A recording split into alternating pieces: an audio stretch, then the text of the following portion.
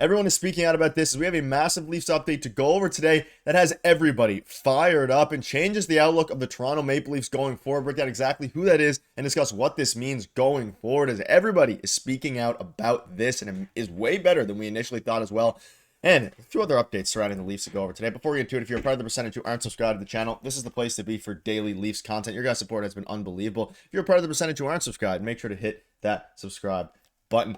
All right, Darius, a lot to go over today, and obviously we're going to be talking about a player we've discussed on the channel before, of course, but this has huge implications even as soon as next year, and that is Easton Cowan. As Easton Cowan and the London Knights are Memorial Cup champions, Cowan finishes the tournament with 3 goals and 4 assists to cap off his final season with the Knights. Toronto next. And this has sparked the conversation surrounding if Easton Cowan should make the team next year. And of course, we had a video earlier a few hours ago on Elliot Friedman coming out and revealing that there's going to be some buyouts, most likely in the bottom 6, whether that's Kemp, Yarncroke, and maybe even Max Domi. Something that not a lot of people are talking about here is how Easton Cowan could make the team out of camp next year. And especially with his performance in the Memorial Cup, it's a very interesting conversation to have, and everyone's speaking out about the success that he's had. But he had a very, very good year, better than a lot of fans could have expected.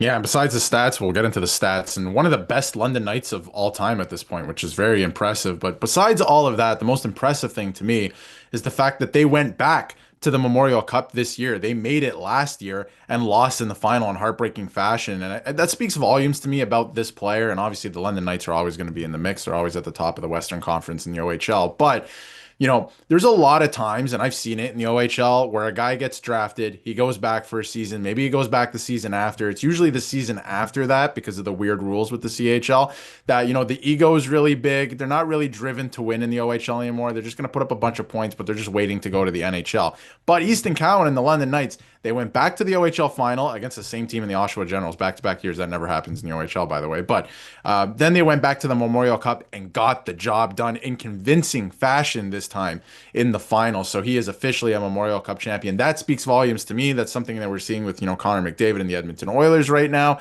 That drive to go and win, right? So I love to see that. Glad that they won yesterday, and he can officially, because he was so close last year, they lost by a goal in the final minute to winning that Memorial Cup. So glad he can add that to his resume as well. And the other thing that's come out of this, again, you can see all the accolades this year. I mean, absolutely unbelievable, is that he's not going to be returning to London. He can at least play in the AHL next year. He's turning pro, so he's going to Toronto one way or another. And like we talked about in a video earlier, there could be some buyouts, there could be some trades coming. And I was talking about how the Leafs bottom 6, they can't score, right? Well, this guy can score at a very impressive clip, especially in the OHL. So I feel like that should translate to the NHL. Maybe not at, that clip, but I feel like, that will translate to the NHL. So maybe there is a world where this guy does make the team next year, and he does play with a bit of a chip on his shoulder too. He's really transformed his game this year. We're going to get to that in a bit as well. But there's, I even said it at the trade deadline. I would have preferred at the time to keep Fraser Minten over Easton Cowan, but that's not to say that, Easton Cowan's a bad player. This guy is an unbelievable talent, and I feel like he could be in the NHL very soon. Yeah, and I was always, of course, on the side of keeping Cowan. Cowan has the higher ceiling, at least in my opinion. Look at some of his accolades. You mentioned him, Memorial Cup champion, MVP this year. Champion. He is a winner, at least at the OHL level. And now it's going to be interesting. We'll have a full video coming out at some point as pertains to him actually making the team and how it would fit. I'm sure we'll hear a lot of things as camp inches closer and closer. But a lot of this, of course, depends on who they acquire in the offseason. Of course, most of these questions are based on Mitch Marner, John Tavares, and what other moves they make. But for him to win the Memorial Cup MVP, he, again, at the time, we think back to the draft, he was seen as a stretch by most analysts, by most teams. The Leafs were clowned a little bit, and of course, that was kind of the Leafs draft philosophy before they hired their new scout, and the new scouting director and all these different things, was to make some stretch picks, some picks that are off the board a little bit. It worked out thoroughly with Easton Cowan, and even last season in the preseason, we were discussing whether or not Cowan can make the team if he has a great preseason, all these different things. He ultimately didn't.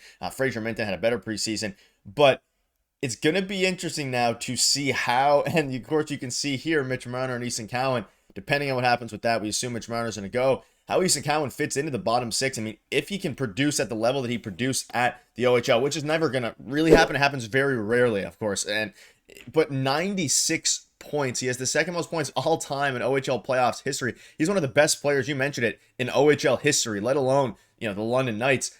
It's interesting now, 96 points. If he could just be a contributor in the bottom six while he develops and then slowly move up, like we've seen some players do in the past, even Matthew Nyes to a degree, who really solidified himself now as a top liner. We saw some fourth line minutes from him under Sheldon Keefe. It's going to be interesting to see how they can use him, and that's going to be the biggest question mark. Is A, if they think he's good enough to be a factor this year, might change their plans for the offseason.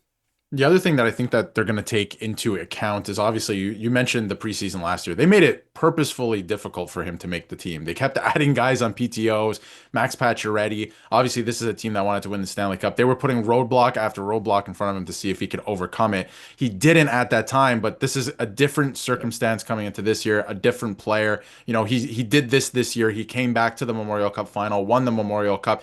The other thing to note too, you know, you take a look at the stats there. Continue.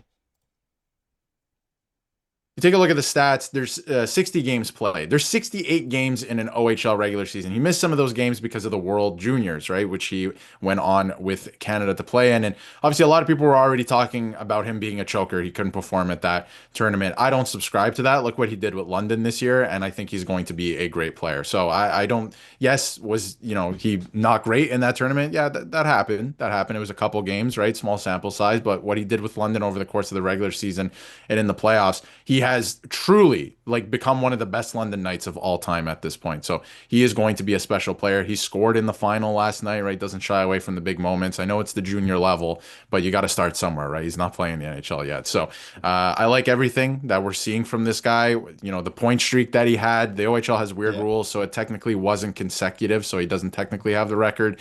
But, you know, if you count it yourself, it's pretty impressive. So he had that going on too. He's added the physicality to his game. He's added the defense mindset to his game as well. Defense first. That's what the London Knights are kind of built off of. And he's subscribed to that and he's bought in. So you need buy-in too. So I think Craig Berube is going to love this player. And I'm interested to see what happens in training camp. Do the Leafs kind of go out and retool their bottom six in the offseason via free agency? Or is it, hey, you know what, Easton Cowan, let's see what he can do in preseason, in camp, and maybe he has that spot next year. I wouldn't put it past them. I think they need scoring and some youth in the lineup as well. Yeah, I think it's very, very possible. And of course, Ben Danford's another guy. There's going to be a lot of fringe prospects here who are ready to make. Of course, the defenseman Ben Danford ready to make. And they went up against each other there in the playoffs as well. So it's going to be interesting. Easton Cowan being a leader in possession time, scoring chances, and controlled entries. One of the best prospects in hockey, and of course, the best prospect you would assume in the Leaf system there. So it's going to be interesting.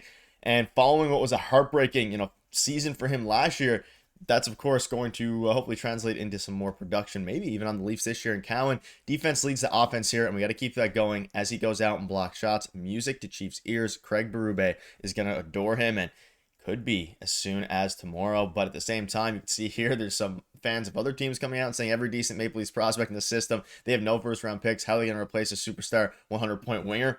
And that's the big question, and I think the Leafs are going to be just fine. I also think that Easton Cowan, because of this, especially if Marner leaves, might be not forced to play sooner, but open an opportunity to play sooner. Let us know down below.